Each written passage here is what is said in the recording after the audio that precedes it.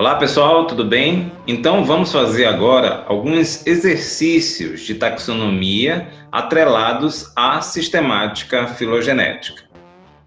Primeiramente, vamos reconhecer os grupos filogenéticos que falamos então na nossa aula sobre cladística.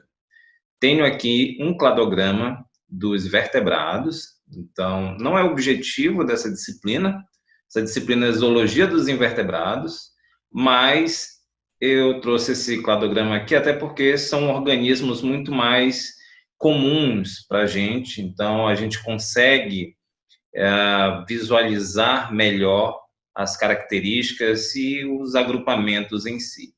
Então, primeiro, falando em relação aos grupos filogenéticos, vamos considerar aqui que eu queira saber qual é o grupo formado pelos peixes. Então, quem são os peixes? São esses organismos aqui.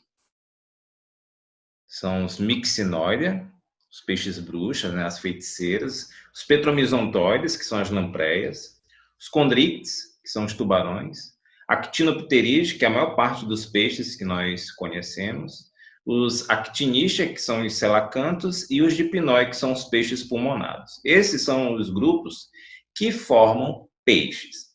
Então, lembra lá que a gente tem que pegar o que é que a taxonomia básica, a taxonomia tradicional diz, e comparar com o nosso cladograma, com o nosso embasamento filogenético, com o que a gente tem do ponto de vista da filogenia. Lembra que na taxonomia tradicional, os grupos são formados com base em semelhança, enquanto que na cladística, os grupos são formados com base em herança, na história de vida, na história evolutiva. Os grupos são formados com base na sua história evolutiva em comum. Tendo peixes como o nosso foco de análise, e sabendo que nesse cladograma os peixes estão nessas posições, será que o grupo peixes ele é válido do ponto de vista da sistemática filogenética? Qual é o nosso primeiro ponto? O que é que a gente tem que fazer primeiro? Encontrar o ancestral comum desses táxons, desses grupos aqui. Então, como é que a gente encontra o ancestral comum? A gente tem que seguir as linhas dos clados, a gente tem que ver aonde elas vão se cruzar. Então, se a gente acompanhar cada uma dessas linhas, a gente vai ter o cruzamento de todas elas bem aqui nesse nó. Aqui, então, estará um ancestral dos peixes. Depois que a gente encontra o ancestral, o primeiro passo é, desse ancestral, quais seriam, onde estariam todos os descendentes? O que a gente esperaria encontrar como todos os descendentes daquele ancestral? Isso é bem simples, a gente parte desse ancestral e engloba tudo. Tudo o que descende dele. Todo esse grupo, então, marcado aí, seriam os descendentes daqueles ancestrais. Agora, repara que peixes, quando eu chamo esse pequeno grupo de peixes, eu deixo de citar, eu deixo de considerar para esse grupo uma série de outros organismos. Ficam de fora anfíbios, mamíferos, os textudines, as aves, crocodília, lepidossáurea. Esses grupos, eles não são considerados para o agrupamento peixes. Então, quando a gente tem um grupo monofilético maior que deixa de considerar um grupo monofilético menor, ou seja, está deixando de considerar esse agrupamento aqui, que é um grupo monofilético menor. E quando eu falo de maior e menor, não estou simplesmente falando de quantidade, mas de inclusão. Então, esse agrupamento ele é menor, porque ele está contido dentro do agrupamento maior.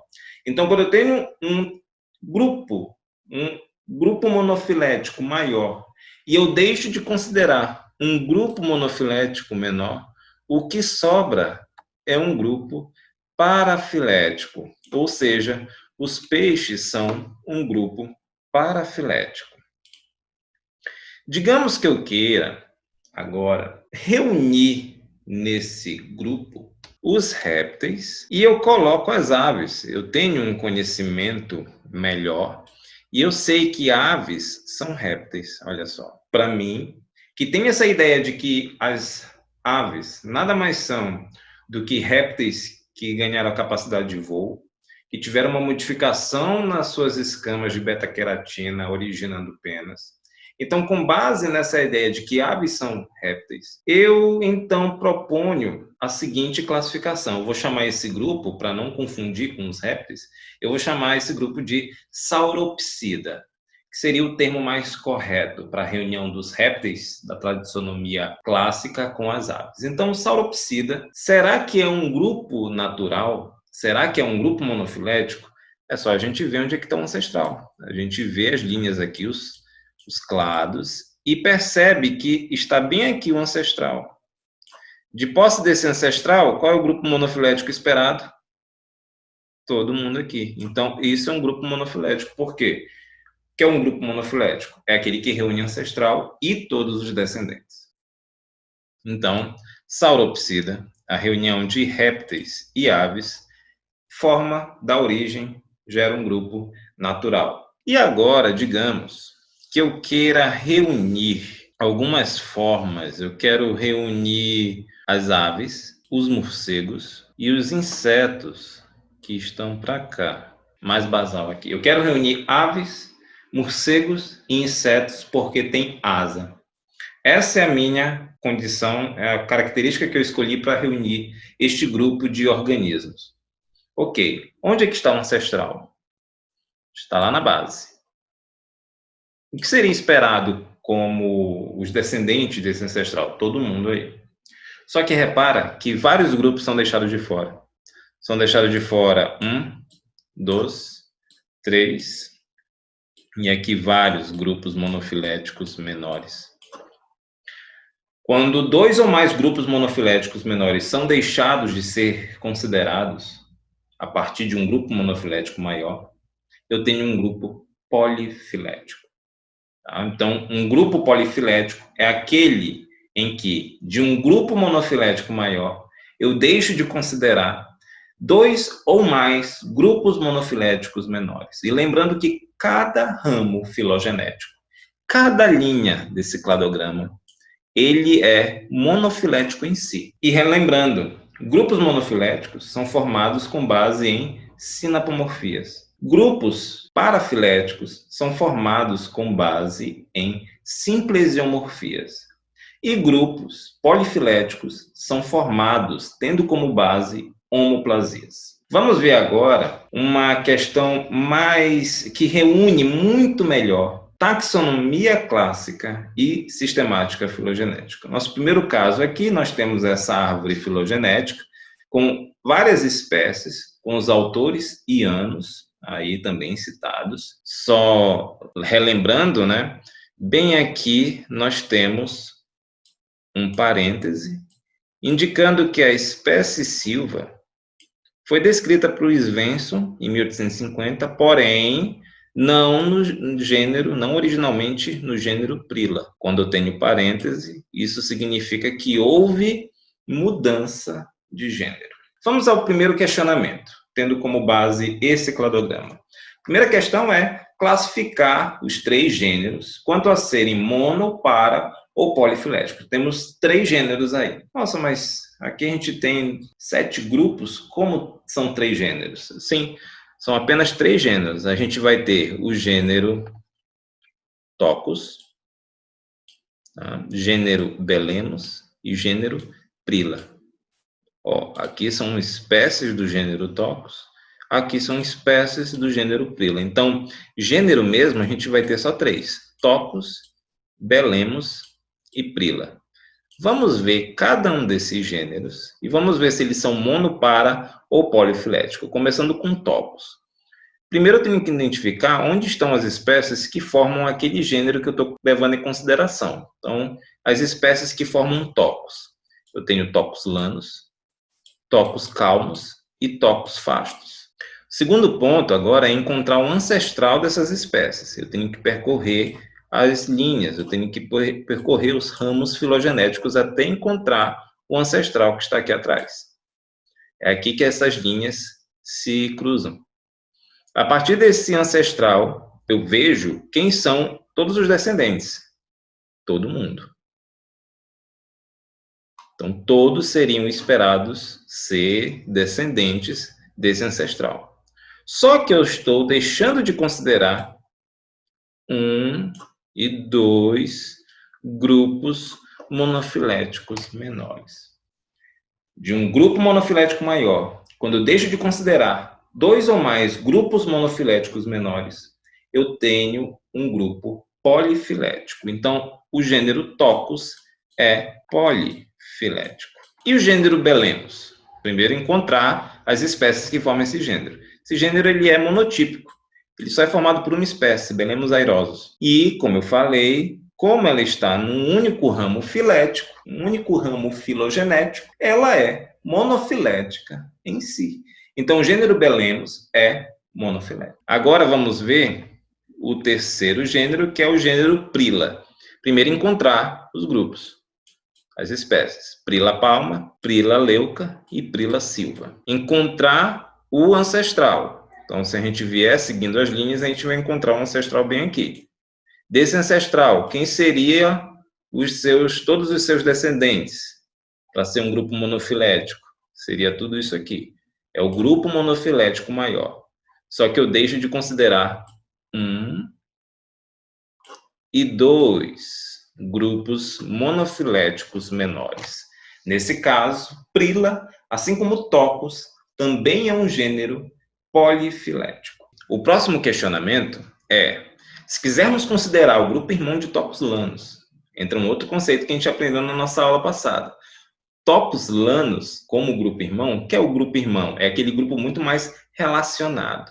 Então, se quisermos considerar o grupo irmão de Tocus lanus, o grupo irmão, que é todo esse grupo aqui, se a gente quiser considerar esse grupo irmão de Tocus lanus como um gênero, de forma a termos táxons monofiléticos, como deveremos chamar as espécies desse gênero? Aqui a questão é o seguinte, que é transformar todo esse grupo irmão de Tocus lanus, em um gênero.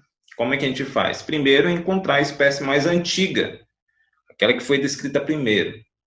Aqui vai um pequeno cuidado. Apesar de Svensson ter descrito essa espécie em 1850, não foi no gênero Prila. Então, o gênero Prila não é o grupo mais antigo aqui. Essa espécie, apesar dela ter sido descrita anteriormente, ela pode ter sido descrita num gênero que nem está aqui. Então, a gente faz novamente uma outra busca e encontra que, na verdade, a gente tem a espécie do Pompeu, de 1890, como a mais antiga, aquela que foi... Esse gênero realmente ele existe desde 1890. O que a gente pode fazer? Transferir todas essas espécies para o gênero Belemos. Então, a gente pode transferir a espécie palma para Belemos. Ficaria como? Belemos, palma, e Wilson, 1951, entre parênteses, para indicar que houve mudança de gênero. Aqui, Tocus também ficaria Belemos, Tocus calmos, Tocus fastos, sempre colocando entre parênteses. Prila passa para Belemos, aqui também temos parêntese.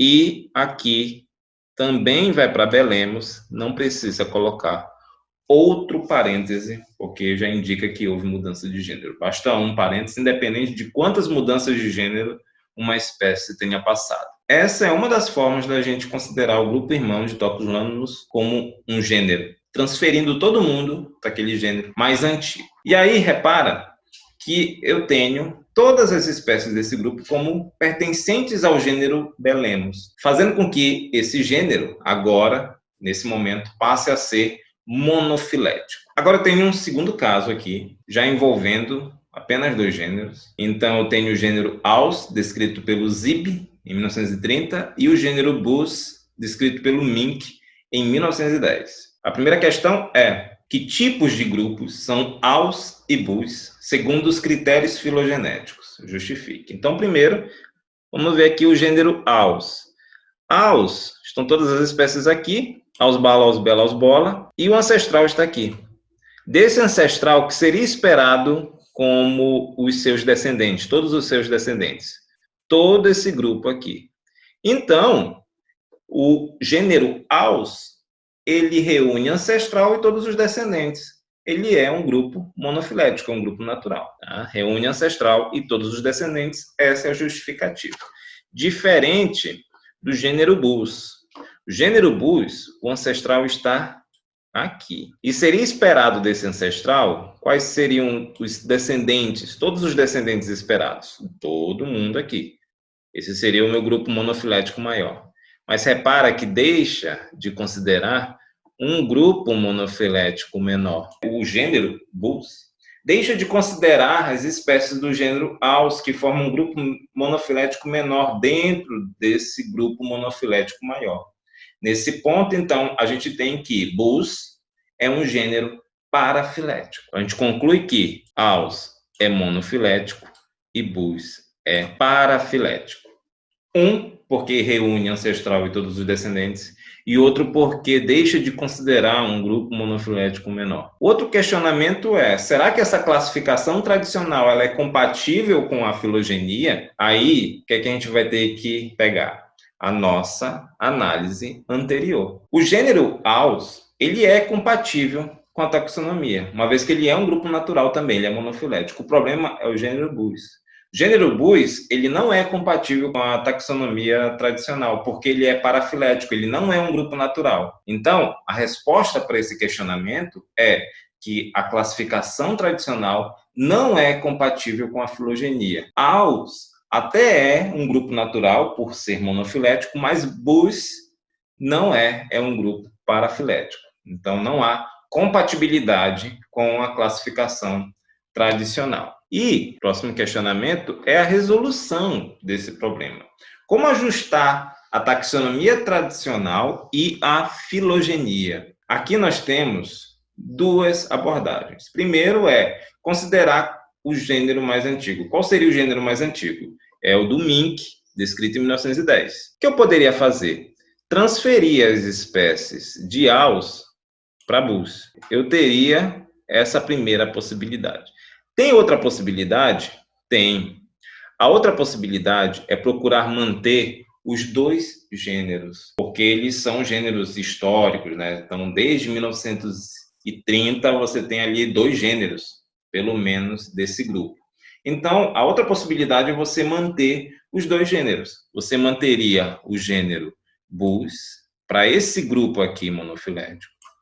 E essas outras espécies aqui de Bus seriam transferidas para Aus. E aí eu teria o gênero Aus e o gênero Bus, cada um monofilético. Aí eu ajustaria a taxonomia. Vamos ver como que ficaria? Então, vamos começar com essa segunda abordagem aqui, considerando os dois gêneros. Eu quero manter os dois gêneros. Eu vou pegar essas espécies aqui e transferi-las para o gênero Aus. Então, ficaria Aus, bela, Aus, fela e Aus, fila. Nessa transferência, o que aconteceu? O gênero Aus ficou monofilético, assim como o gênero Bus. Ótimo, era isso que eu queria. Mas alguns erros taxonômicos podem acontecer, como é que está acontecendo aqui. Há uma outra questão. Como houve transferência de gênero, não esqueça de colocar os parênteses para indicar essa transferência. Repara que eu tenho um Aus bela, do Zip, e um Aus bela, do Monk. Temos um erro taxonômico aí. Um erro taxonômico de homonímia. Mesmo nome para coisas diferentes. Como é que eu resolvo a homonímia? Resolvo através do princípio da prioridade. Eu pego o nome mais antigo, ele é o válido. O nome mais novo, o homônimo Júnior, eu dou um novo nome. Qual é o nome mais antigo? Foi o proposto por Monk, em 1919. Ele permanece. E Aus bela vai receber um outro nome. Eu tiro o bela e boto tela. Esse aqui é um novo nome. Pronto. Austela. Ausbala, austela, ausbola. Ausbela, ausfela, ausfila. Então, todas as espécies com nomes diferentes. E os dois gêneros como monofiléticos, como grupos naturais. Resolvi o problema. Qual seria a outra abordagem? É transferir todo mundo do gênero Aus para o gênero Bus. É fazer isso aqui. E aí eu começo. Aqui seria Bus. Por que eu estou fazendo isso? Porque o gênero Bus é o mais antigo. Então, vou acabar com o gênero Aus. Vou transferir todo mundo para Bus. Então, aqui, Bus Bala, Bus Bela e Bus Bola. Ok. Bus agora é monofilético. Ele é único e ele é monofilético. Ele é um grande gênero. Mas tem o erro taxonômico aí também. Repara que Bus Bela, ela se repete. Tem o Bus Bela do Monk e Bus Bela do Zib. Mesma coisa. Um caso de homonímia que, para resolver, eu preciso usar o princípio da prioridade. Pego o nome mais antigo e permaneço com ele. O nome Bus Bela do Monk, que é mais antigo, ele é o válido. Ele é o homônimo sênior. Enquanto que Bus Bela do Zib, 1941, é o homônimo júnior. Eu tenho que dar um novo nome para essa espécie. E eu já até sei um nome que eu devo dar. Bus Bela. Então eu tenho Bus Bala, Bustela, Bus Bola, Bus Bela, e eu não tenho, todos os nomes aí não vão se repetir, não tenho mais nenhum erro taxonômico. Só tenho que indicar que eu dei um novo nome para essa espécie por conta da homonímia. E para a gente terminar o nosso exercício, fazer uma rápida análise de cladograma, em que, neste cladograma, aparecem as novidades evolutivas. Lembrando que essas novidades evolutivas que nos interessam são as sinapomorfias, são os estados de caráter compartilhado, são estados de caráter derivado, compartilhado, são novidades evolutivas. Derivado é aquilo que veio depois. Derivou de algo, derivou do primitivo. Então, é interessante o quê? A gente notar onde surgiram algumas características. No caso, as asas. Onde surgiu asa aqui nesse cladograma? Nesse cladograma, a asa surgiu bem aqui. Uma vez que eu vejo asa aqui, aqui, aqui, aqui. Ah, mas formiga não tem asa. Ela não tem em determinada época. Mas na fase reprodutiva, algumas formigas desenvolvem asa. Por exemplo, a rainha tem asa. Então, as asas surgiram nesse ponto aqui, em C. Para trás eu não tenho asa. Aranha não tem asa. 6 pernas. Onde surgiu 6 pernas? Também posso dizer que 6 pernas surgiu aqui na letra C. Ah, mas aranha não tem 6 pernas? Não, aranha tem 8 pernas. Tá? Se fossem 8 pernas, teria surgido aqui, em B. Tá? Corpo segmentado. Onde surgiu o corpo segmentado? Aqui em Anélida, em A. Em A, eu tenho o corpo segmentado. E o duplo conjunto de asas é ali também, onde surgiu as asas, em C também. Então, sempre eu tenho que observar essas características, essas novidades evolutivas com os grupos. E, normalmente, essa análise se faz através de órgãos homólogos. Eu tenho que analisar os órgãos homólogos, aqueles órgãos que compartilham posição, morfologia e ontogenia, né? E desenvolvimento embrionário. Bem, eu espero que tenham gostado desses exercícios. Qualquer dúvida pode me procurar, tanto pelo fórum quanto pelo e-mail lourival.dias@ufra.edu.br. Um grande abraço. Nossa próxima aula será Metazoa. Até lá.